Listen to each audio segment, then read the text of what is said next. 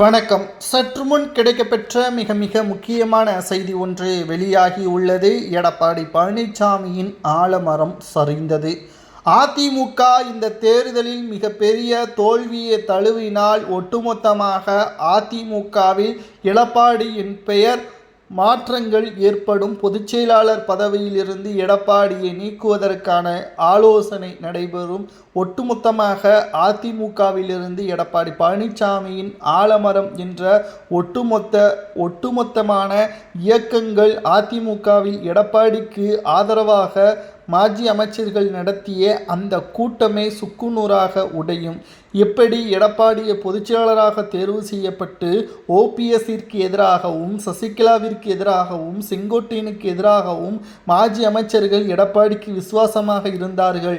தேர்தலில் தோல்வியடைந்தால் அந்த விசுவாசமே எடப்பாடி பழனிசாமியே கட்சியிலிருந்து நீக்குவதற்கான ஏற்பாடுகளை செய்ய ஏற்பாடுகள் அனைத்தையும் தோல்விற்கு பிறகு உடனடியாக நடைபெறும் என்ற தகவலும் கிடைக்கப்பெற்றுள்ளது.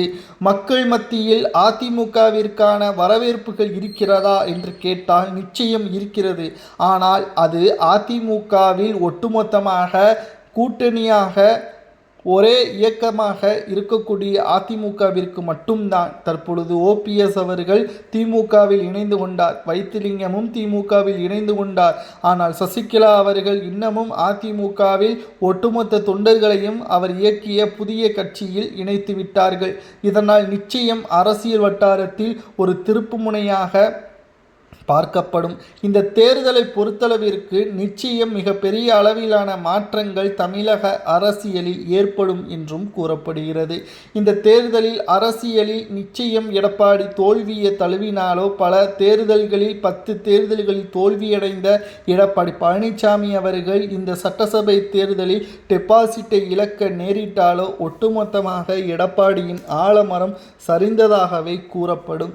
அது மட்டுமல்ல, எடப்பாடி பழனிசாமி அவர்களது விசுவாசிகளை எடப்பாடிக்கு எதிராக விமர்சனங்களை அதிமுகவில் முன்வைப்பார்கள். அதற்கு பிறகு கூண்டோடு அதிமுகவில் இருந்து எடப்பாடி பழனிசாமி அவர்கள் ராஜினாமா செய்ய வேண்டும். அதிமுகவின் பொதுச் செயலாளர் என்ற அடையாளமும் அவரிடம் இருந்து பறிக்கப்படும். இது நிச்சயம் நடக்குமா என்று கேட்டால், தற்பொழுது இருக்கக்கூடிய கருத்து கணிப்புகளின் அடிப்படையில் சுமார் 5 நிறுவனங்கள் அதிமுகவிற்கு எதிராகவே இருக்கிறது.